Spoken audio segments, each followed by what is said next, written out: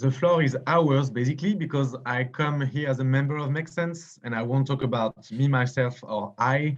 I will speak as a member of Make Sense, which is something that is quite important for us, meaning that, of course, communities are not just a group, are a group of individuals, and each one is specific and has its own creativity and personality.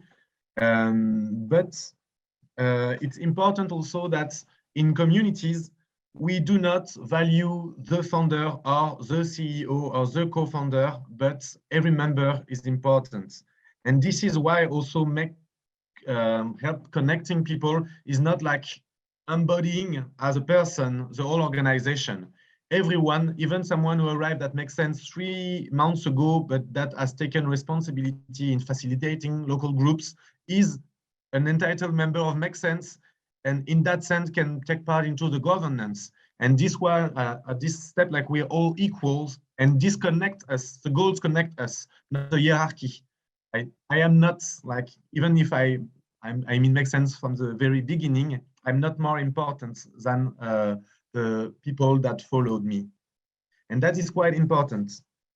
So how much of you maybe knows Make Sense? Do any one of you knows Make Sense?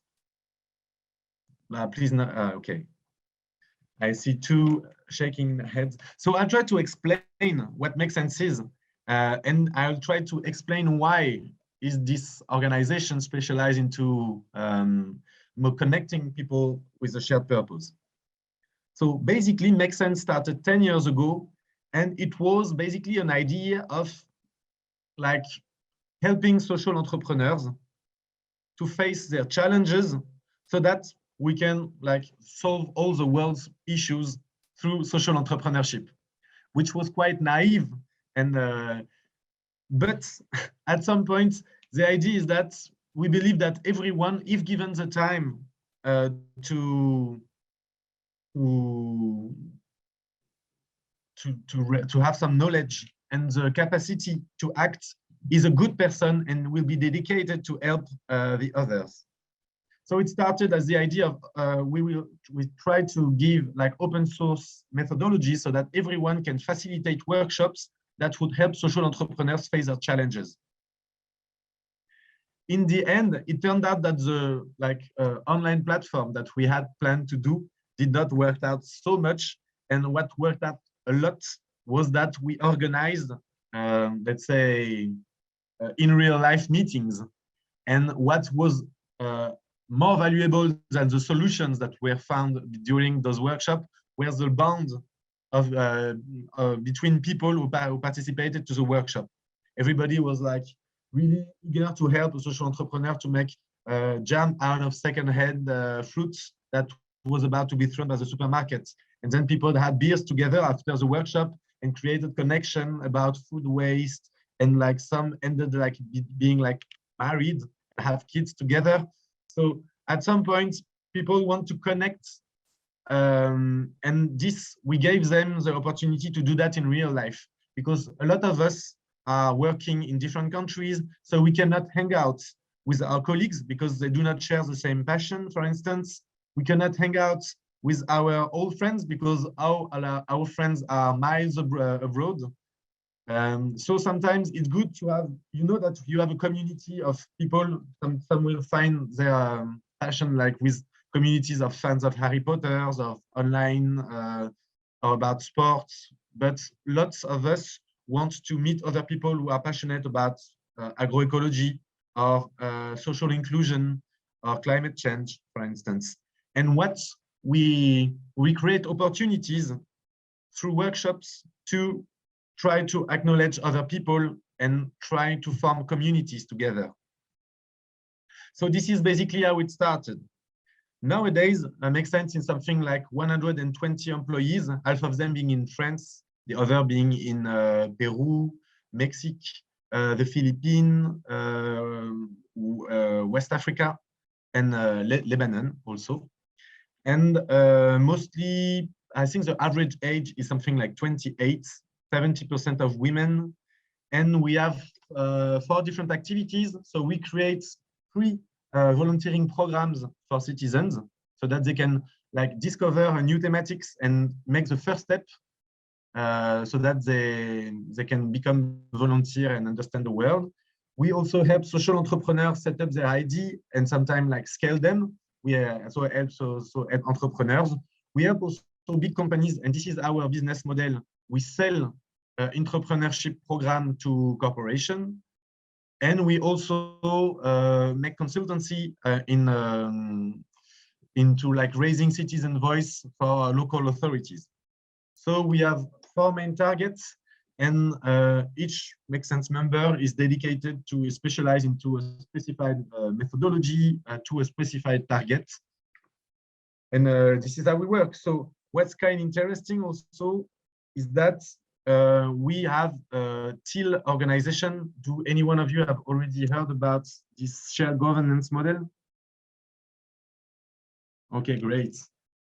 So we have we switched 4 years ago, and we're super proud to say that it worked. Even like our wages, we decide our wages this way. And now our big challenge for the next months to come is to transform also not only our organization, but all the organization we are working with, meaning that each person that will come through our volunteer program, each social entrepreneur that will benefit from our incubation program, we will try to also to change the corporation, but it is not that easy. We'll at least have an opportunity to learn about shared governance and community building. At that point, do you have some question about Make Sense, or was that clear enough? I would be interested when you start working with a new company and you share your way of working as a teal organization. How do you help them to cross over, you know, how to connect to you? Usually we experience if you have 2 very different kind of mindsets, which form, let's say, an interface, it's not so easy to get both on the same level. How do you experience this? It is indeed very complicated. So we do not expect people to change. Maybe sometimes we work in a company for something like 6 months, and that is not enough to change corporation and like even people mindsets. People have been educated in a certain way and have worked in a certain way for years. It is, I think, almost impossible to change everything. What we can try to say is not to help them implement a holacratic system or a TIL system, but try to maybe change just a little behavior. Like, for instance, try not to find the best solution, but agree with the solution that is good enough to move forward. And if we try, the way we facilitate, for instance, the meeting, we try to talk about the frame, about the vision.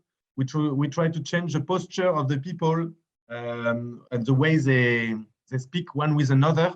And just by that, at some point, we sometimes like sow seeds in their head. So sometimes, most of the time, the seeds grow and they try to change a little bit more within the company. Sometimes the seeds grow so much that they have to leave the company because they can find no way of like just embracing those new values and staying in a company that is so strict in its formats. So it depends. It depends. And I think also it can be misleading to pretend that we're going to change such big organizations in little time. We prefer to have managers because those sometimes they are manager or like elected officials. We prefer an official that say, okay, I'm the boss, but I might hear about your proposals, rather than someone that pretends, okay, let's work together and build solution together, but in the end, it does not listen to anybody. So it's clear cut, but it's better. And yeah, like, you know, the Einstein ladder. Sometimes you can just hear the Einstein ladder. I wrote that I write that in the chat.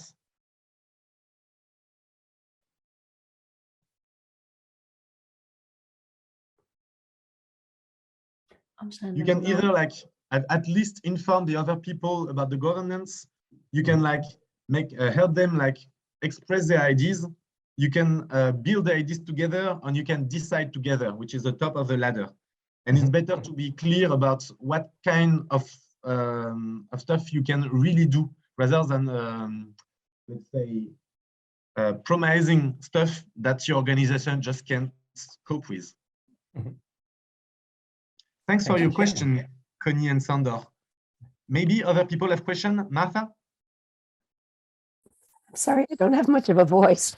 I have laryngitis, but if I understand correctly, you work primarily with companies, or do you also work with sort of grassroots community groups? So basically, thanks for the question. That's super important. So basically, I think that maybe we expect 1/3 of our impact to be through companies and organizations. But most of our targets are citizens.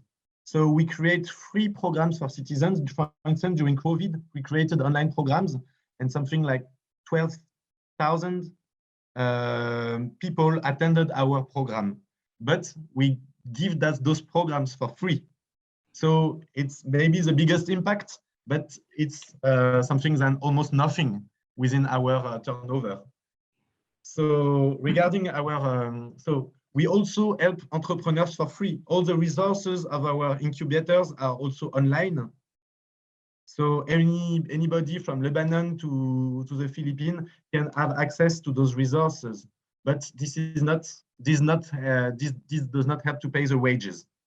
Then regarding what brings money in and helps sustain our financial model, we have something like, I would say that a third, no, let's say 25% of NGOs, big NGOs, like for instance, Max Havelaar, who want to have ambassadors in the local universities so that they have students promoting fair trade, for instance.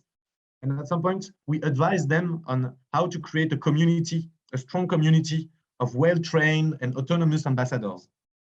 So 20% are NGOs, 20% are SMEs, local SMEs who want to maybe have better, like, we can also say startups, social or circular economy startups, and we help them fine-tune their business model.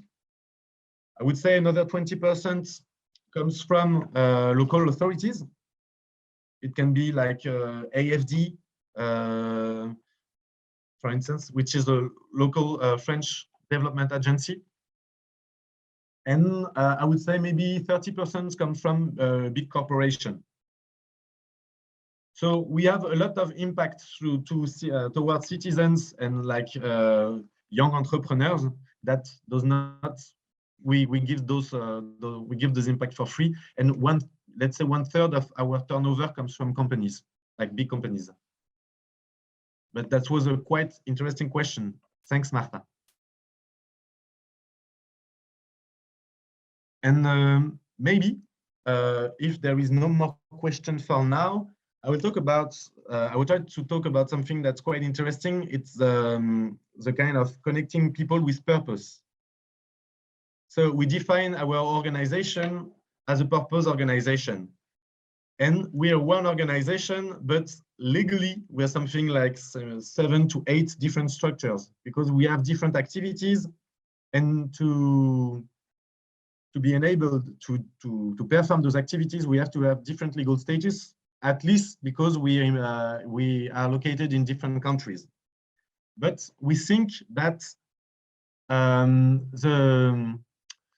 let's say, we say in France, les statuts ne font pas la vertu, which means that legal status does not make an organization valuable. And sometimes we have the opportunity also to work with, like, let's say, classical organization that even if they are not a cooperative or an NGO, have a super strong impact in the world. For instance, there's a huge company that is like having a huge impact to promote reusal of second-hand computers and phones. It's called Back Market. and it's not an NGO, but the way they have transformed the market of electronic device, they have had, I think, a biggest impact than many cooperatives and NGOs. But we work, so we are ourselves a purpose organization, and we work only with purpose organization, but we do not expect all the purpose organization to have a specific legal status. In France, we could talk about NGOs, but we have also mission organization, a special status that makes sure that, for instance, there's a stakeholder committee that prevents the organization from drifting from its impact, the impact that is written in its status. And there are different legal status. I'm sure you have specific one in Germany, Spain, Austria, but I'm not familiar about all the specific European legal status. We do not expect, at least that makes sense, we do not expect them to change their status. But I think that's, at least in my, in makes sense, there are many different like organizations, and I work for an organization that is specialized into training other organizations to community building. And are you familiar with the concept of community building? Somehow, okay, a little bit. So basically, community building has nothing to do with community management. You can be an excellent community builder and maybe not being able to switch on a computer. Grandmothers are super community builders because they recall every one of each other's birthday, so that family can stick together and maybe like entertain other people and respect the rituals and welcome other members in the family or exclude other members from the family. So community building is about organizing a group of persons that are connected to a certain vision of society. And how do they do that? They use rituals, like for instance, religion are super strong community builders. They use rituals, they use ambassadors, they define roles and accountabilities. They have a specific processes to take decisions. They have contents. They have like I call that libraries, places where contents are exchanged and discussions can have place, both in real life and online. But the most important stuff, and at some point many communities fail to, let's say, exist in the long term, is that they fail to have a common vision. So I have 4 letters that I usually do when I do training. I usually speak about when I do training is VMOP.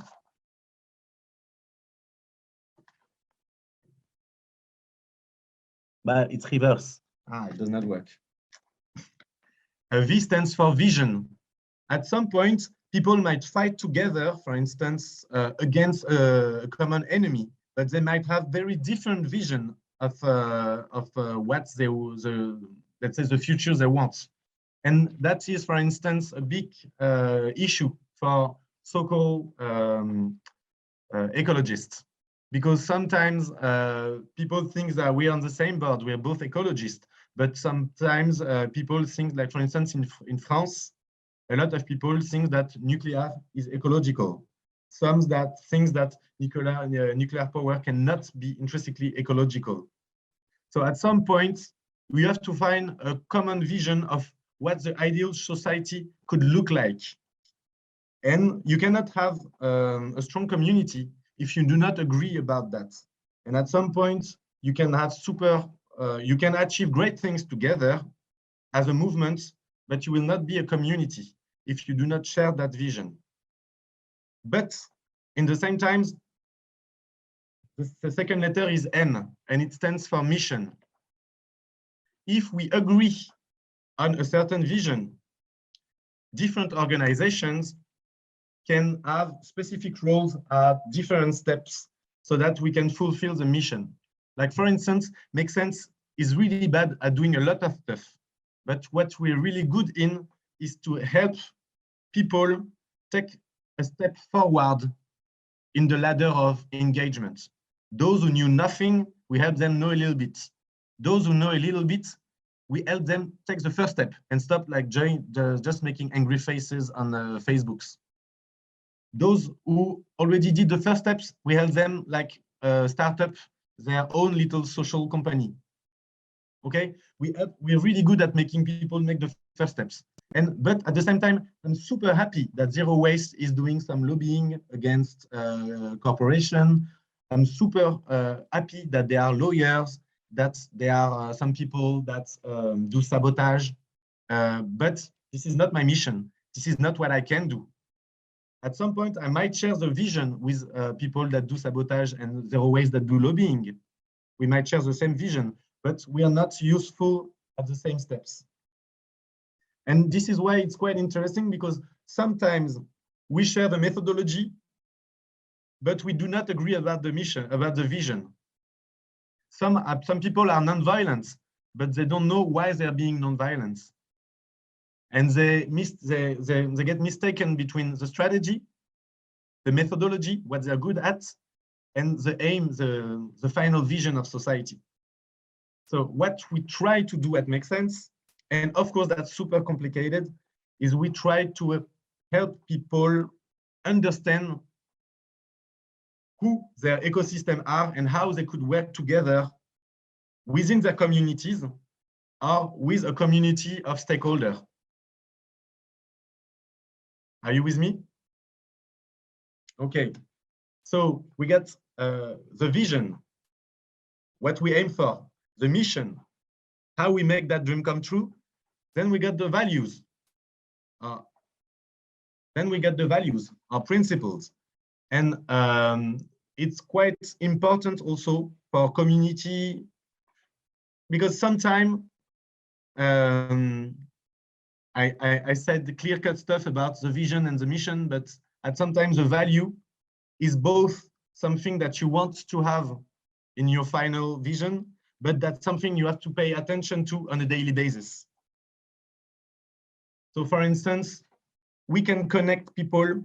We could not connect people talking about a sustainable world, for instance, if at each time we make a physical conference, we drink Coca-Cola in single-use plastic cups, for instance. We could not pretend, for instance, making an inclusive world, for instance, if in the vocabulary we use in the premises as we organize the roundtables, like people with disabilities, people that are from different origins, people that do not speak very well the same language than us are not included.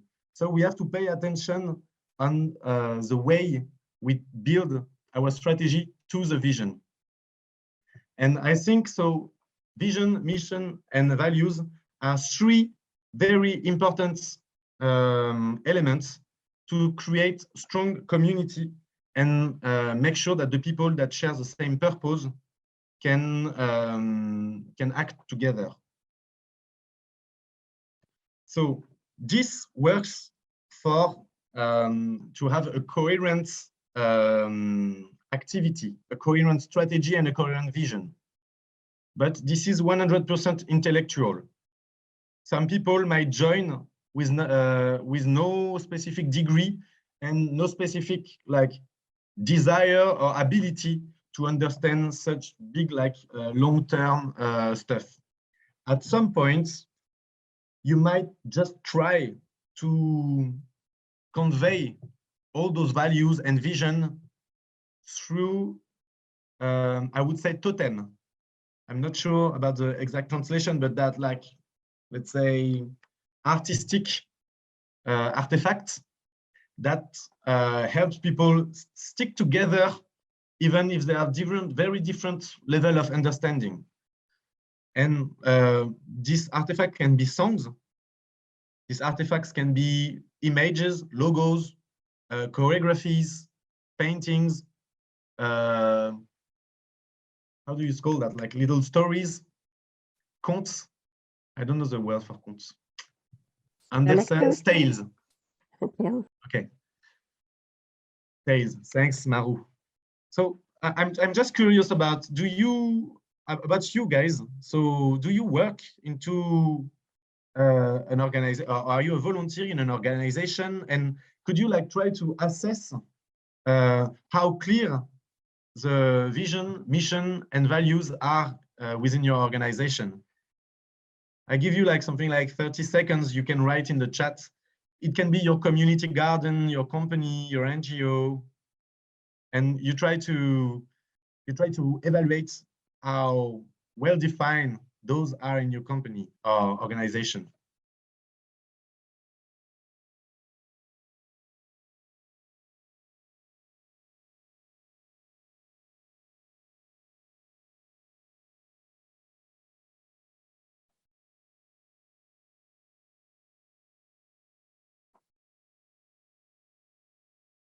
Mm-hmm.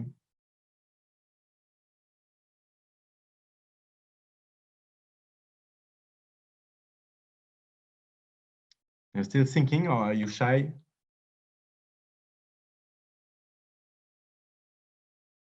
No, that's it. Typing. I'm not so fast on typing. Okay, great.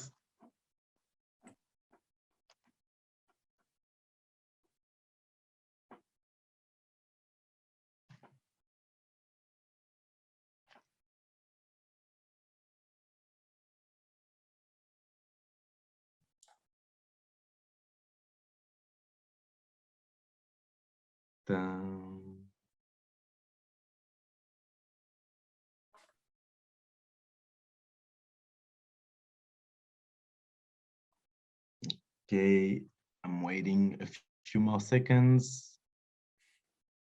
Michal, is it okay until now? Do you have maybe? Oh, we have already some comments. Great. Here. We started with our purpose, and then we created our mission. Okay. My team is so that I am situated in 3 different institutions, and each truth is nested in complex hierarchies and silos. So I follow my own vision, mission, and values, and sort of ask for forgiveness as needed. Yeah, sometimes you have to navigate in troubled water. But what's fine is that even if you get in a legal structure where everything is blurred, because it's not clear, you can create your own informal community of people with which you share your values. Like for instance, there's a huge company that is quite even famous for not respecting the environment, and it's called Vinci. Okay, it's a French multinational, and what we've started with Make Sense, we have created a community of people who care for the environment within Vinci. So we provide them with training and with safe space where they can think, talk, they can train themselves, see how they can maybe include some of the learnings as professionals and make things better within the company, and have safe space to talk about what could be done, what should be done.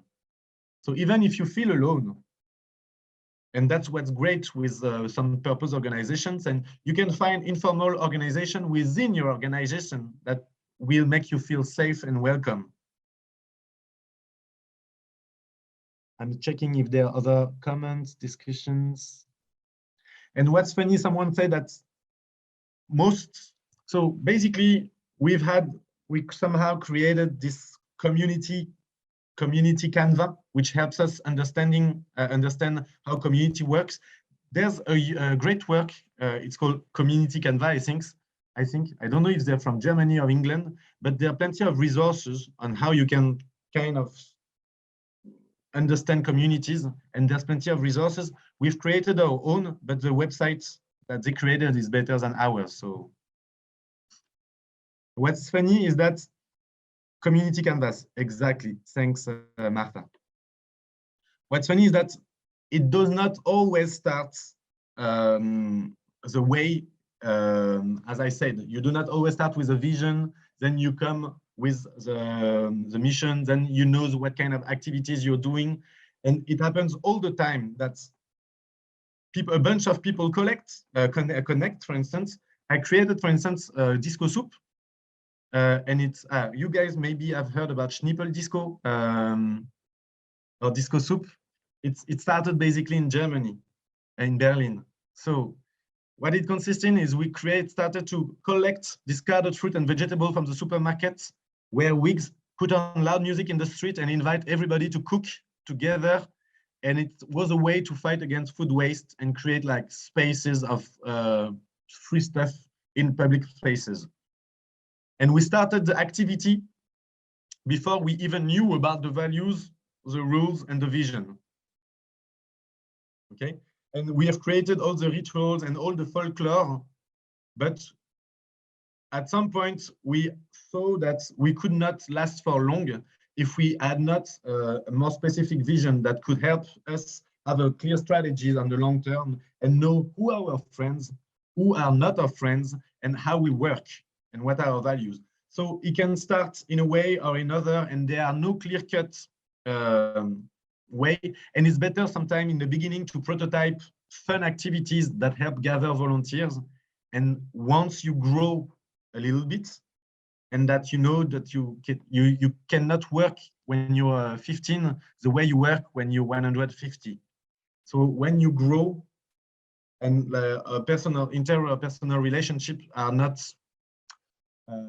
enough to prevent, let's say, to have a functioning structure. So at some point, you might need to have either very strong cultural artifacts or rules or a clear vision and mission so that people know what we're aiming for, what are the roles that are needed and how they can participate. So this is quite important. And we have both, everything is possible. For instance, there's a huge community in the Quartier Nord of a poor district in Marseille, southern France. And half of the people who go there do not speak French, let's say, correctly. And so, and they have plenty of volunteers. And they decided to have everything, and it's working the hell. But everything they share is through songs, puns, and let's say, so also a way of exemplar behaviors from the founders. You don't have to tell the rules, but if you apply strict rules to yourself, everybody will kind of do mimetism with you. I saw the guy in person. He was like speaking with the mayor of Marseille, of the city, and there's come a homeless person, and he stopped. Okay, I beg your pardon, I might get away for 1 minute. The guy stopped talking to the mayor so that he can offer a coffee to the homeless people coming in the restaurants. And so everybody who saw the guy and the founder do that, they will know that this is the way, and everybody will do the same. So even you don't need to have like super consultancy agencies to help you design your structure and your organizations and your values. Sometimes just posture can help. Yes, but this is social intelligence. And what I think is that social intelligence can be super theoretical. Mine is super theoretical, but I have to admit that I have met, let's say, community builders that are really bad at designing stuff and circles and decision and blah, blah, blah. But in the way they care for people and they listen to people, they are far better than what I could ever do. So like just caring for one another is super important. I personally take attention and learn how to care to people so that they can better serve the purpose, because I'm only driven by purpose. But what you must bear in mind also is that some people pretend they care for the purpose, but it's not bad in itself. But most of the time, I would say that people come to volunteer that makes sense 1/3 come for the purpose because they do not feel comfortable about their way of life or the world that it is. Another third, they come because they're changing life and they want to, like, let's say, to test new stuff in a new sector, with new abilities. And 1/3, they come because they want to make friends. And a lot of people go to the, let's say, on Sunday morning mass when people go to church. People sometimes go to church, they do not believe in God. Sometimes people go to repair cafes, they do not have nothing to repair. But it's also communities, it's also about spending time together. And like society and liberalism is very good at like tearing people, communities apart. And at some point you have to understand that no matter how clever your purpose and your vision and your mission is, you have to welcome people with coffee. You have to offer them like a moment to celebrate after with beers, because then even if your purpose is super well organized, some people might leave in the long term. So remember, like, if you want to care for the purpose, care for the party. So people come for the purpose, but also people come for skills and for connections. Okay. So what we try to do, we try to think every role we design within a community as a give and take. So sometimes I'm the first amazed to see that some people who have been volunteer for the online program during COVID, they've been there for now 2.5 years, spending 6 hours to 10 hours per week, like facilitating engagement program for free. And what do they get? We try to make sure that they get a feeling of belonging, that they are like parties, that we welcome them in the premises and we welcome them as equal and we respect them and we respect them and we care for the same purpose with different ways. First of all, once they've proven their ability to play their role, we give them 100% trust.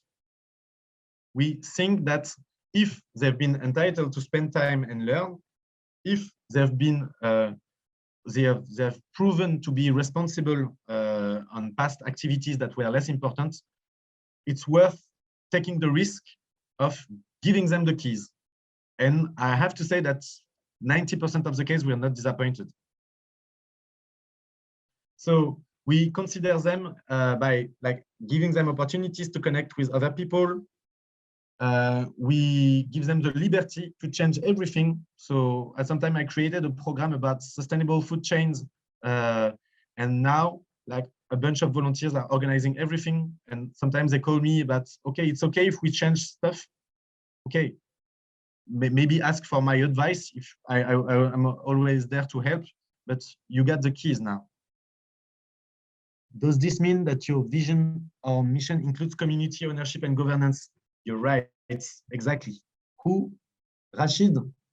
I will take some time to read all the comments from Rashid because he's like asking super important question. That sounds really like an art and not a science of protocol. Yes, indeed. Results. It reminds me of Paulo Freire and the pedagogy of the oppressed. Yes, but no one can give no mandate liberation or push the oppressed to just try not being oppressed. I wish makes sense. So makes sense status as a bunch of people from business schools who wanted to change the world. The more we're thinking about how we make an impact and what worked and what we should do, the more we're like getting far from this business as a business school world, and we try to act like what Paulo Freire and like we call that popular education. We call that in France. I'm sure that other movement that exists in Germany, but we try to get inspired. And many of the activities I've been trained recently at the oppressed theater, Théâtre de l'opprimé, Théâtre do oprimido. And it's really similar with some of the design thinking methodology that we try to do. Caring in the context of purpose is radical. Yeah, I do agree, especially mechanism of volunteerism. Yes, we have to make sure that volunteers are happy. and respected. Otherwise, they just leave. And sometimes it's okay if they leave, because as we say, we are not good in everything. And it's super great if, having been trained at Make Sense, they want to have a more radical position and make sabotage or make lobbying because they have a legal background. Okay, we have offered what we had to offer, and sometimes they move, and it's great. But indeed, the third way to, let's say, give consideration to our volunteer is to give them a strong role in our governance. And this is, we're trying our best, but I have to admit that we're still striving to find the right model. So basically, at field level, volunteers have all the power to do what they want. So if they want to change the program, it's possible, for instance, in the online program for volunteers. And what we also try to do is to make sure that, for instance, so I'm not sure everyone is familiar with Reinventing Organization from Frédéric Laloux. There's a great comics. I encourage you to read it. It would be difficult for me to sum it up, but I would say that us as employees or as volunteers, we have the power to change the stuff that is directly connected to our daily activity. Most of the decisions that are connected with the field are taken by the people that are in charge of the field operation. But at some point, what we do is that some decisions might impact other people from Make Sense, whether volunteer or employee. So what we do, we have implemented advice processes. Every time you make a decision that would impact other people, you have to ask them for advice. It does not mean that you have to, it's permitted to not to listen to the advice, and you can take your decision anyway. But we also have a conflict assessment and let's say mediation process, which makes sure that if someone do not agree with a decision that has been taken, they can make conflict process management. And we have special employees at Make Sense. It's not special employees. We have a pool of employees that Make Sense that have been trained to facilitate conflicts between employees or between employees and stakeholders or in between stakeholders. So this is super important. And at some point, some decisions are so important that they impact everybody. And we have an organ called community. We have an organ called community pool. Every time employees have something that impacts communities, we have a group of 12 people, local people in Southeast Asia, local people in France, local people in West Africa, and we then ask them for advice. And they're entitled to listen to the other volunteer of Make Sense and answer employees' demand. But even at the top level, we have a kind of a NATO organ that consists in 5 people that are elected, designated by their peers. It's an election without candidates. And the 5th one is a member of the community. So at some point, he had a kind of veto vote for everything regarding the biggest decisions, the strategies, the financial issues, the legal issues.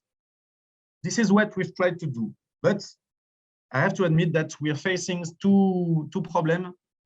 Is that it's complicated for someone who is not in the organization to have the same level of information than employees. And sometimes it takes hours to try to help them get all the knowledge so that they can take relevant decisions. This is quite complicated. And with the second stuff is that for the community pool, in the first trial we've done, it was difficult to make sure that employees that are super loaded with work take time to stay in touch with the community. I believe that this is also part because of COVID, and that people sometimes are really fed up with making an extra Zoom. But we have just launched a new version, and we hope that this last version will be good enough and that all those problems will be changed.